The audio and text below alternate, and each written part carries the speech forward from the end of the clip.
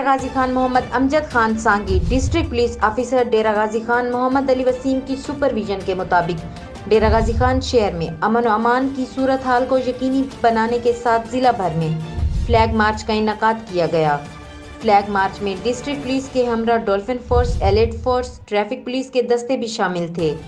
Flag march police line سے شروع ہو کر شہر بھر کا چکر لگاتا ہوا واپس پولیس لائن اختتام پذیر ہوا۔ فلیگ مارچ کا مقصد عوام الناس کو یہ باور کرانا ہے کہ ڈسٹرکٹ پولیس ڈیرہ غازی خان ہر طرح کی صورتحال سے نمٹنے کے لیے تیار ہے۔ مزید اپڈیٹ کے لیے دیکھتے رہیں غازی نیوز۔